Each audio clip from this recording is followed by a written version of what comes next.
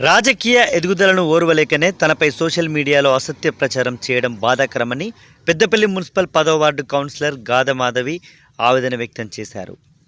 బుధవారం రోజున తన నివాసంలో తన భర్త మోహన కృష్ణారెడ్డితో కలిసి ఏర్పాటు చేసిన విలేకరుల సమావేశంలో మాట్లాడుతూ కొంతమంది వ్యక్తులు తన మరిది కుటుంబానికి లేనిపోని అనుమానాలు సృష్టించి తమ మధ్య గొడవలు పెట్టించి తమ కంటైనర్ను తొలగించారని తెలిపారు.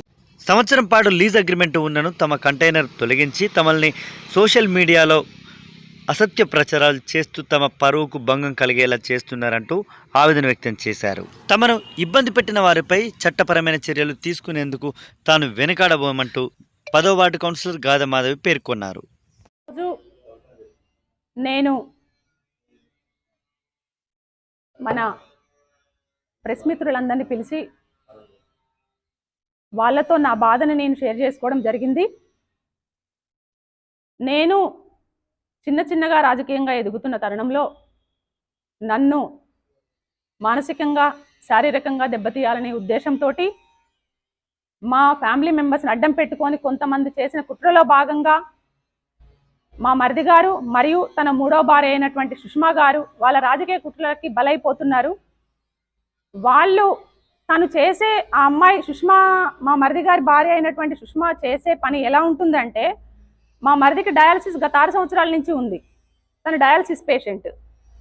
కనీసం మా పాప మ్యారేజ్ కూడా తను 3 సంవత్సరాల క్రితం రాలేని పరిస్థితులు హైదరాబాద్ హాస్పిటల్లో ఉన్నారు.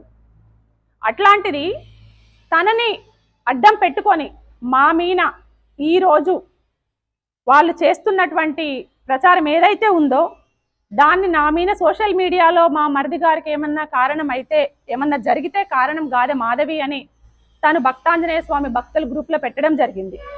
దానికి నేను పోలీస్ స్టేషన్కి వెళ్ళి ఎఫ్ఐఆర్ ఫైల్ చేయడం జరిగింది. అలాగే తను బయట చూస్తేనేమో మా అందరి మధ్యలో చూసి బయట చూస్తేనేమో ఒక సింపతి క్రియేట్ చేసుకోవడం జరుగుతూ ఉంది.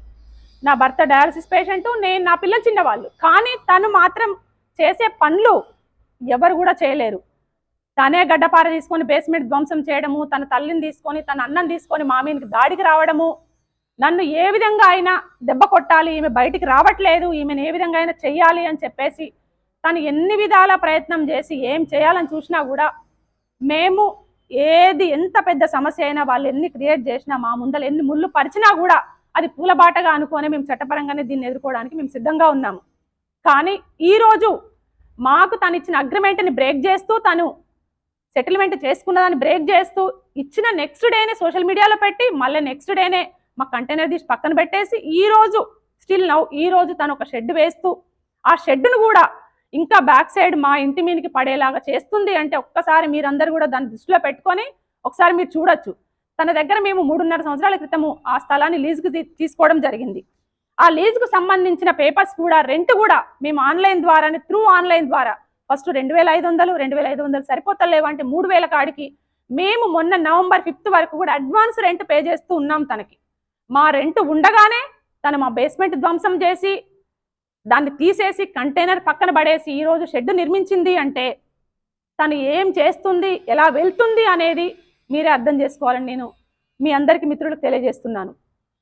ఇంకొకటి, తను ఎంత చేసినా ఏం చేసినా ఏమైనా నేను నా ఫ్యామిలీస్కి 100% ఇంపార్టెంట్ ఇస్తాను.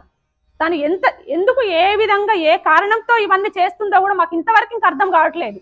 తను ఎందుకు మా మీద పెడుతుందో, ఎందుకు మమ్మల్ని బ్లేమ్ చేయాలని చూస్తుందో, తన భర్తని తన భర్త జబ్బుని మా మీనికి డైవర్ట్ చేసి ఇంకేమన్నా చేయాలని చూస్తుందో కూడా మాకు అర్థం కావట్లేదు. కాబట్టి తను చేసే పనులని ధ్వంసం చేసేటప్పుడు కనీసం ఒక 10 మందిని తీసుకొచ్చి మగవాళ్ళని అక్కడ పెట్టుకొని మరీ అది ధ్వంసం చేయడం జరిగింది.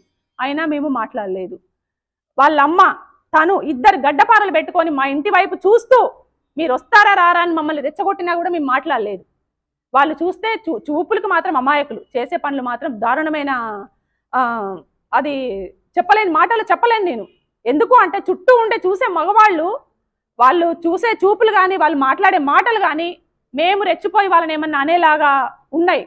కానీ ఈరోజు వాళ్ళు మా ఇంటి చుట్టూ మనుషులు పెట్టి మా ఇంటి చుట్టూ బైకులు తిప్పించుకుంటూ మమ్మల్ని ఏదో చేయాలని ఏమో ఒక కార్లు పెట్టుకొని కూడా తిరుగుతున్నారు.